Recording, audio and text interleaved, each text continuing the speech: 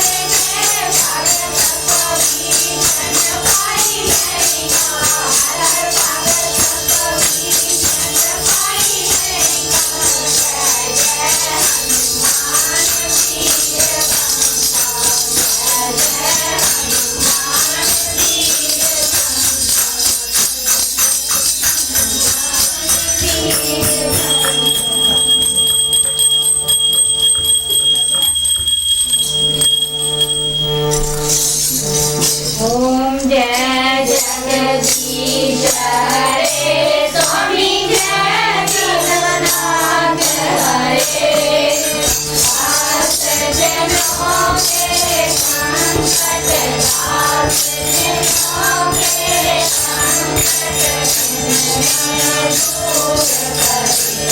Om Jai Jagdish Hare Om Hare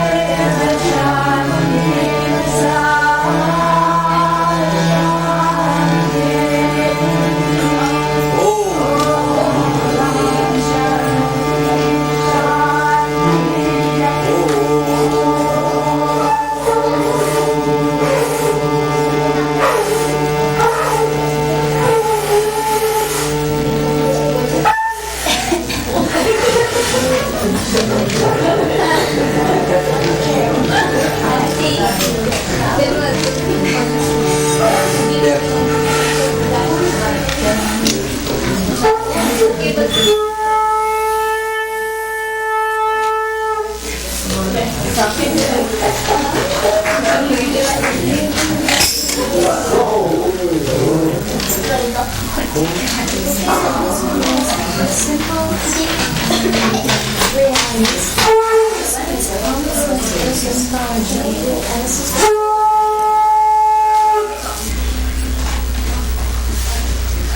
easy it is to know in some degree about others, about the past, the present, and even the future. Perhaps even to know the story of the universe to some extent, especially if one is educated in science or religious prophecies. But it is most difficult to know the real form of God. That is to say, God in the form of I am. There is an age-old conflict between the white color, the physical, mental, and spiritual white, or the so-called all-knowers, on the one hand, and the non-white colors, or the non-educated and ignorant, on the other. As I have already told you, one can know apparently anything about others and about the entire cosmos. But one is not able to know oneself through the operation of mere mind, even though one might be a great thinker and possess tremendous intelligence. And it is this confusing matter which I wish to explain to you more fully by narrating the following story. Once upon a time, there was a highly educated king who had been gifted with the knowledge of science, of psychology, philosophy, of various comparative religions, and he had prophetic visions. He had reached up to the climax of his intellect, and at this point, he realized that all people were mere fools and idiots. He did not say so publicly. Emerson has written, "Everyone is God playing the fool." But the king, on the contrary, understood that everybody is a fool pretending to be God. He thought that all the people on the earth were fools, although they did not admit it. Rather, they pretended to be most wise, and not only this, some of them declared themselves to be first-class wise, to be first-class incarnations of God.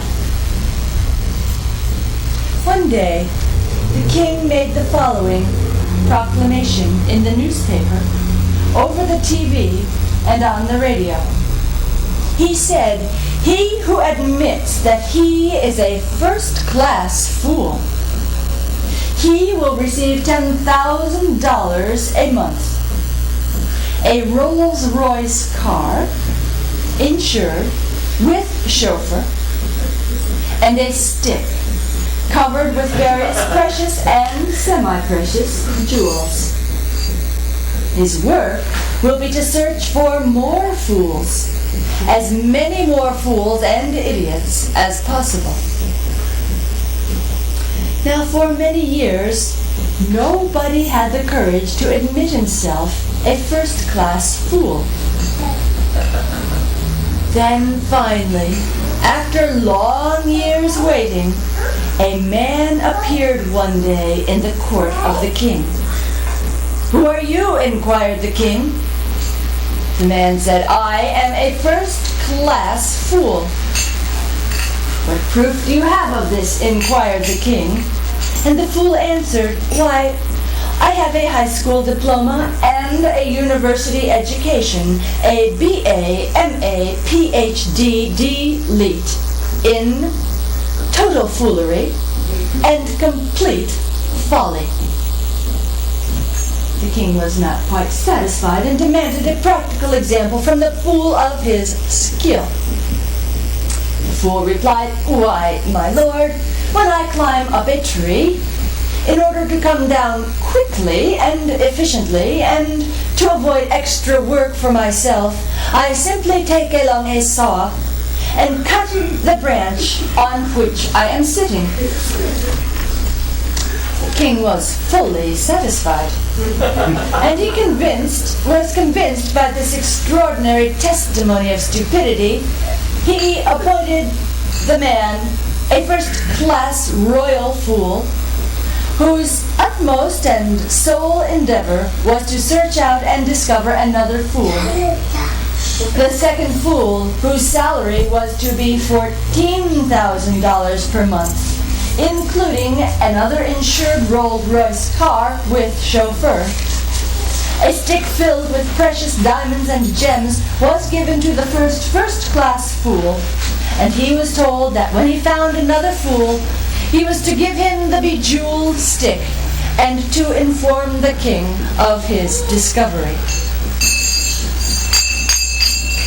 The fool was no fool. He was very happy. He returned to his home as usual, and there he began to meditate, doing Agnihotra and Kirtan daily. A long time passed. The fool could not find another fool, and the king grew old and was on the bed of death. Still, the king had one remaining anxiety, and that was to know what that fool was doing. So, he summoned the idiot to come to him. Now, knowing that the king, was dying, the fool called a press conference and special radio TV broadcast for the king. For any fool knows that the best way for a soul to leave the body is on Channel 4 or 5 or 7 on the nightly news. When the fool approached the king with all of the newsmen and reporters, he made his salutations to the king, and then, in the manner of a complete moron, he asked, "How are you doing?" Said the king, "I am signing off. That is to say, I am going for good." The fool inquired, "Where are you going?" "Are you going, said the king, "I do not know." "Well," asked the fool, "how many are going with you? Are you going alone or with your wife and children, your bodyguards, or your friends, or your army?" "No one can go with me," said the king. "At least I don't think so. I'm not quite sure." "Well, when are you returning?" "Nobody can return," said the king. "Can they?" "Well, then what are you taking with you to serve your need and your greed?" "From this sense-perceived universe, I can take nothing," said the king. Now the fool had had quite enough, and he advised the newsmen and the radio TV people to write the exact story of the king. The fool said, "If even I, a fool, go somewhere, I decide where it is that I'm going, and when I shall return, and how many people will go with me, and what I need to take along to serve my needs. I do not go anywhere without knowing the purpose of my journey, and without reserving a motel or a motel or a room in the ashram. I have to have somewhere to stay. O king, you do not know one single thing about your trip. And thus, since you have appointed me to search another fool, I am most happy to report that today I have found one in the form of none other than you. This I surrender, this stick full of diamonds, for you. For never in my life have I found such a total fool as you." As a result of this dialogue, the king came out of his illness, and he became happy and healthy to find his guru in the form of the fool. The moral of this story is as follows. Howsoever you try by your mind, you cannot know who you are. If you acquire the whole material universe and lose your soul, then you have gained nothing. But if you gain yourself, even if you lose the entire cosmos, you have not lost a thing. Howsoever you train your mind in science or psychology, religion or economics, by the mind you will not be able ever to know yourself. For that, one has to go beyond the body and mind into the state of I am. When you are in the state of I am, then you are in Godhood and heaven. Once Moses asked on Mount Sinai, "O Lord, I have got your vision, but please tell me, how shall I convince others of your presence?" And God told him, "Tell them, be still, and know I am that I am." Please test this by meditation as I am that. Om Shanti, Shri Brahmananda Sarasvati. Any questions? Any questions? Are there any questions?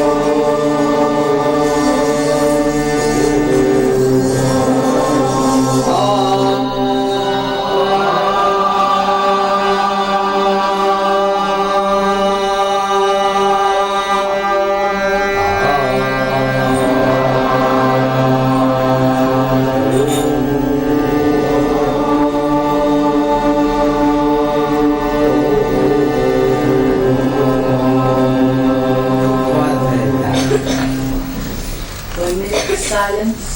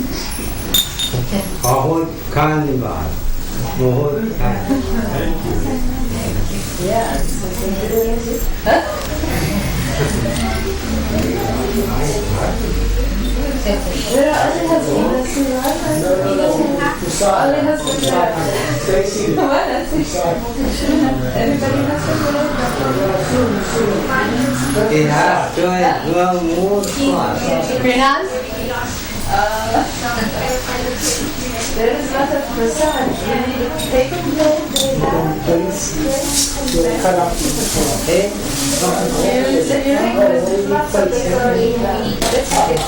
Okay.